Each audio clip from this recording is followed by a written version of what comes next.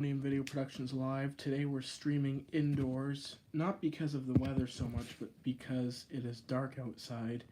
And I just arrived home a couple hours ago. I was in Michigan for a night, so I've been home for a couple hours, and I'm just here. And it is dark outside, so that's why there's no outdoor stream. It is about 8 o'clock, a little after 8, so that's why we're doing the indoor stream. It's pretty late out there, but I definitely intend to do outdoor streams in the future. Sorry about the lack of streams the last couple days, just because of my travels. I wasn't able to live stream, but yeah, I'm back today. Hey, Fire Photography, welcome to the stream. How have you been? But yeah, I'm back today, and actually had a really good time in Port Huron. Got some really good videos on the way there and in Port Huron. Actually, technically the videos I got were all in Fort Gratiot at the fire hall. So I have one more video coming for that tomorrow, so you can stay tuned for that video. I'm doing good. I had a really good last couple days. I was in Michigan there yesterday, and I got to do a tour of the Fort Gratiot fire station. And I got to see their brand new pumper and a few of their other rigs as well. So that was really nice to do that tour and get some video footage of the trucks for you guys. So if you haven't seen that video of the new pumper, that video is up on my channel, and I just uploaded the tower today. And tomorrow is going to be the battalion chief Ford pickup. I'm going to upload that video tomorrow. So stay tuned for that video tomorrow. I didn't film the old HME. They have an old HME pumper at the station as well. I didn't film that one, but the reason for that is because I filmed that truck last year or the year before already, so there's already a video of that truck on my channel. So you can check that out if you haven't already. So have you been buffing fire photography? I guess not, because you're going to school, and you said you didn't buff through the weekdays. Are you going to be buffing on the weekend, though? What are your plans for the weekend? For me, the weather is supposed to be getting a little bit better, although we are expecting rain tomorrow, but it's possible we might get a bit of a warm-up after that. So if that's the case, I'll probably go out buffing on the weekend, but we're going to see about that. But I have, enough videos to sustain me another day or two, so I'm not in a hurry to get any new videos out, but yeah, certainly like to keep it consistent. You might. Fair enough. Fair enough. I guess it depends on the weather and what you're doing and all kinds of factors. I saw your video on Pump 2, though, and that was a good video. I was glad to see it out responding, working around. So it's good to see that. I figured you'd be probably one of the first ones to get that truck in action because you're the main fire buff for that city. So good on you for getting that. And I've also seen another video of it, too, during the daytime. Before it was deckled up. That video was also pretty good too. But yeah, I was in Sarnia there. I crossed I don't know, for those of you guys who live in the Lambton County area, wasn't the first one, but you still got it. Well, at least you got it, and that's always good. For me in Guelph, it's pretty easy to be the first because there's nobody else in the city who buffs, so it's easy for me to be the first one in Guelph to get new trucks. Hey, fire guys, welcome to the stream. But yeah, anyway, I was in crossing the border the day there was a major accident at the border there yesterday morning involving a truck driver, and from what I've heard from some of the customs officers I spoke to on the way back into Canada, it sounds like the driver may have been hit by the truck. So I was caught up in that big line going into Canada. There was a major delay. Luckily, I got through, and the U.S. traffic was very minimal for cars. And I actually, I shouldn't say this on stream, but I actually saw his body lying on the road. They had all the scene cordoned off for investigative purposes, and his body was there lying right in front of the truck, and he hadn't been moved, and I saw his body from the car. So they had a little makeshift kind of shield up, but you could still see, him lying on the ground. So that was pretty unfortunate. I haven't seen that before, so that was kind of difficult to see. But yeah, it happened so quick, and somebody died out of it. So it was very unfortunate. But as far as the backup goes, I got through okay. We got on right at Front, or just not at Front Street, but the street before Front Street, and we were able to get on the border road and cross And then when we got to the U.S. customs area, there was no traffic going into the U.S. What time did I cross it? I crossed it around, I guess it would have been close to 11 o'clock I crossed. I was at the toll booth at around 11 because I checked my time, and his body was still lying there on the ground at around 11 when I crossed. Yeah, Christina, I believe, was the street that I entered the road to get to the border at. Yeah, it was Christina because Front Street was closed as part of the investigation. He was removed from the scene at 9 a.m. Really? Because his body, there was a body. I saw it from the road. There was a body laying in front of the truck, and it was 11 I crossed. And it did happen at 8, that's right. I did see the post from Point Edward Fire about that accident, but it was a very unfortunate to see, and yeah, I did, but, you know, like where I was, it wasn't his body? Huh. Well, I don't know what it would have been then. Maybe it was his coroner was there at 9? Huh. Well, then I don't know what I saw because there was a few other people in the vehicle with me, and they all saw a body, so I don't know, maybe it could have been something else, but that's what we all said we saw. But whatever it was, they had the scene all cordoned off, and they had the booth closed, and it was a real mess. But yeah, and then we were talking to the customs guy on the way back into Canada, and it sounded like I can promise it was not. Okay, well then my eyes were certainly not seeing the right thing then, but yeah, okay, that would make sense, because I was going to say, because 11 o'clock when I was there, that seemed a little bit odd to have the body still there that long after. So it would make sense if the coroner came in and cleared it out, because I couldn't see them just leaving the body there like that for 4 hours. But anyway, yeah, it must have been something else that I saw, but yeah. Anyway, we got through okay, and actually when I was crossing, we went around Sarnia a bit, just to kind of get a gauge on how bad the lineup would be, and then we crossed. But I saw a rare police vehicle in Sarnia. There was an Anishinaabe police pickup. Looked like it was a police pickup for one of the native reserves around there. I don't know, is there a native reserve in that area? But it was an Anishinaabe police pickup. And I'm going to show that picture tomorrow on my community tab. Oh, they are super common here? Okay, yeah. I've never seen this truck before. And when I saw it, I had to get a picture of it, so I got a picture of it, but they are 3 in Lambton County. Okay, yeah, but this was the Anishinaabe police, and it was kind of a neat pickup. It kind of looks similar to the specs of Sarnia's police pickup, but it was the same black with the light bar and the push bar, but I got a picture of it, so I'll post that on my community tab tomorrow. I've never seen one, and it was pretty neat to see that, so certainly a rare one for me. And I also did see the Sarnia police pickup as well, although I didn't snap a picture of it since there's already videos of it on the internet.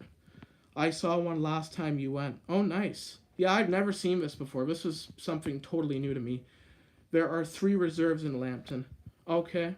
Like in the pretty close to where that is. Is one of them Anishinaabe, or because this one was actually at a hotel too, which I thought was kind of odd but yeah, I saw it and I just decided to get a picture of it. No? Okay. Well, maybe it was for a different reserve, or maybe it was for one of them down there. But anyway, it was still pretty neat to see. But yeah, it was a good trip. And I went down to that is the police agency that covers most of the reserves across Ontario. Okay. Okay, makes sense. Fair enough. Okay, I understand that now. That makes better sense. I work with them often. Okay, so then you would know. Yeah, you would absolutely know then. How are you doing tonight? I'm doing good, Ontario Firebuff. Pretty tired. I had a long day of travels home. I stopped in London on my way home from Port Huron. But Port Huron was a good trip, and as I said, I was at the Fort Gratiot Fire Station and got some cool videos there, and the crew was really nice. They let me tour the place and, look at the new trucks, or the new truck, and some of the other equipment that they had. Their new pumper looks really nice. It's a Spartan, on a Spartan chassis. It looks really good. So I got a video of that, and I was really excited. I really wanted to film that truck when I got wind that they got it. I knew I probably wasn't going to get a respondent, so I figured my next best option would be going to the hall and actually getting a video of it. So they were very nice to me. They let me in. They let me film the truck. I talked with them for probably a good 30 minutes. They were really welcoming, so it was a good experience. I haven't been to a fire hall like that in a long time, so it was nice to talk to the guys there, and we got talking about some of the work they do, and yeah, super nice crew out there. Oh, definitely. Yeah, I couldn't ask for a better set of guys. And actually, I think it was the deputy chief or one of the chiefs. I'm pretty sure it was the deputy chief. Is actually he works part time, not very busy though. No, I gathered that when I was there. Nice. When I was 4, I was with my dad, and the firefighters gave me a tour of the station. Yeah, they're really, some of them are really inviting, and most of them, all the ones I've ever met, have really been a great group of guys, and they're super welcoming. And the firefighter even said to me, the captain even said to me down in Fort Gratiot, he said, we pretty much have an open door policy. If the people want to see it, we usually let them in. So I was really happy to hear that, and it was really good to chat with the guys. But anyway, one of the interesting things I found out about Fort Gratiot is I think their deputy chief, or maybe I think it was their deputy chief, I could be wrong though, is also a firefighter in Canada. And he works at the Six Nations Fire Department. So that was kind of interesting. I didn't know that, but it was pretty cool. I didn't actually meet him, and I didn't get his name, so I don't know. But it could very well be. But I didn't get his name. He wasn't there at the time. I was talking to the captain, and the captain was telling me about the chief, and I thought that was pretty cool. That works in both departments. It's for sure Mark. He was my instructor in college. Oh, was he really? Wow. Sounds like you firefighters are a pretty tight-knit community. Like even, cross borders, it seems like you guys work in pretty close conjunction with each other. So that was really fascinating to learn about that, that there's a firefighter serving in both Canada and the U.S. departments. So I thought that was really interesting to learn. And there was also another firefighter there. Yeah, everyone knows everyone. Yeah, it sounds like a really tight-knit community, which is good. And even beyond borders, that's really cool. I was actually talking to one of the other firefighters, a younger guy, and he was going to get a full-time position at Fort Gratiot. He was, I guess, a volunteer-type position, and he was going for full-time. Actually, Fort Gratiot is hiring 6 full-time firefighters, so I guess he was one of the ones applying. He was already a volunteer-type person at that department. And he was saying, I'm sure he was saying that he did his training in the Port Huron area. I can't remember exactly. I didn't talk with him too long. I spent most of my time chatting with the captain. But when I did talk with him briefly, I think he said that he was doing some of his training in the Port Huron area. Yeah, sounds like we're staffing another rig there. I gather that, and it actually sounds like they might even be getting another rig too. They're looking at getting a new rig, but they want it in a 2-year time frame, no longer. So the captain was kind of mentioning that to me, and we got talking about how there's these really long wait times for these new rigs to be delivered. So yeah. The librarian media teacher is a firefighter in Central Elgin at my school. Oh, nice. Is Central Elgin like a volunteer department? I guess it probably is, eh? Central Elgin. But yeah, it was really fascinating for me because I'm not a firefighter. It was really neat to see that there's, firefighters that are working in both Canada and the U.S. and the community is even, tight-knit, even cross-border. So that was really good to see. And again, just a great group of guys and super welcoming. And even the Port Huron guys I've spoken to before, and they're also very nice. Station 3 there out on Pine Grove, they're a really good set of people in there too. They let me film the truck. That was a couple of years ago. They were actually working on it, and I went up to take a picture of it. And they had the cab open, and I said, I'll just take a picture of it with the cab open. It's okay, I don't want to bother you. And they actually put the cab down for me. They opened up all the doors for me and gave me a full-on tour. They were really nice. And right in the middle of working on their truck, and they just dropped everything to let me look at it and film it. So the Port Huron guys were really good, and that's something I'll always really appreciate. Next time you're in the area, let me know. I'll give you a tour of my station and show you the trucks. That would be great, man. I'd appreciate that. Thanks. I'll keep that in mind next time I'm down there, because I go to the States a lot. So usually I do pass through that area, Wyoming area. So if I'm down there and I have the time, I'll certainly let you know, maybe a couple days in advance before I go to the States, I'll let you know. And if I have the time, and if you have the time, maybe we could make it happen. But thank you for that invitation, man. I appreciate that. One of my friend's parent is the platoon chief of Guelph Fire Department. Oh, really? That's pretty cool. Nice. I used to know all the platoon chiefs and captains in Guelph, but I don't know any of them anymore. Absolutely. We are right off the 402 5-minute drive. Okay, I'll keep that in mind. I've been into Wyoming before, but never to the fire hall. But that was a long time ago. I don't even really remember what the town looks like, but it is a small little place. But yeah, if I'm ever in the area and I have the time, I'll certainly consider that. But thank you for the invitation, man. But yeah, they're really a good group of people, and you know, it was really nice that they were able to invite me in and show me around. So not much has changed. Yeah, I don't imagine. I don't think there's too much new development going on around there. I know Strathroy is getting pretty big. They seem to be growing a lot. Actually, they got a new rig recently too, I think, Strathroy. Who is this? I have no idea what the heck troll comment. I'm seeing it too. I'm just ignoring it because I don't want to give him any oxygen to be a retard with. But yeah, I see his comments. Just ignoring him. And both of them are in the Fire Academy currently in Orangeville. They are hoping to join Guelph Fire Department at some point. Nice. So there's a bunch of fire academies around, I guess. There's probably is there one in Orangeville? Yeah, Strathroy is getting big, going composite down the road too. Yeah, Strathroy is certainly growing, and it's pretty close to London too. So I could kind of see the fact that it's getting bigger, getting bigger with, being that it's so close to London. So they'll have a staff truck. Makes sense. Yeah, especially considering the fact that it's getting bigger, it makes sense to have a fully staffed truck. It makes sense. But yeah, no, it was a good trip, and I have to say, the firefighters down there are really good. They're super inviting, and yeah. I haven't really engaged with many of the Canadian firefighters lately, especially Guelph. I don't usually chat with them too much. They're usually busy, and we run a lot of medicals up here. Our guys are pretty busy. Fort Gratiot, it's a pretty quiet station, and even the captain was saying we always like having people come in. So, but yeah, I generally don't like to take up too much of their time because they got stuff to do, and whether it's training or working on equipment, I don't like to impose too much. But it was really nice of them to give me some time out of their day.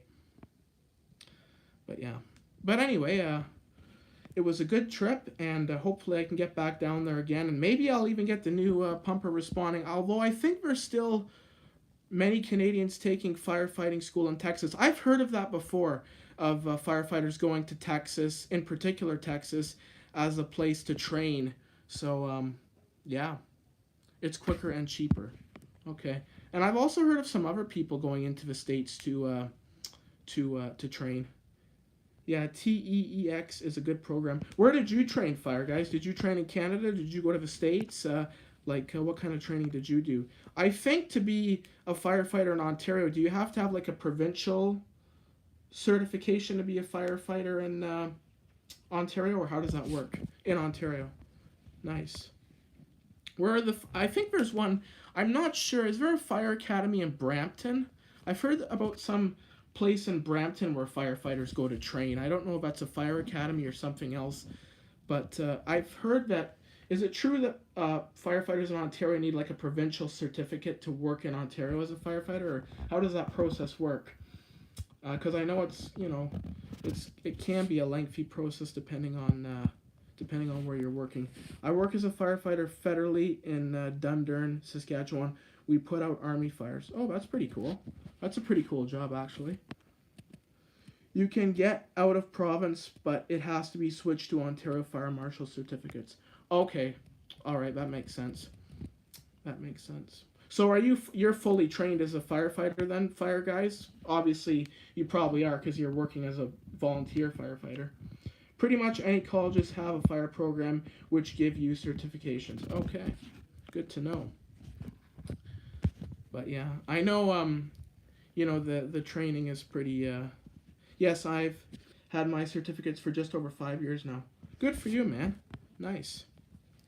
And do you, like, I know firefighters, even after they're certified, they regularly train on equipment, and do you, like, regularly train with your department?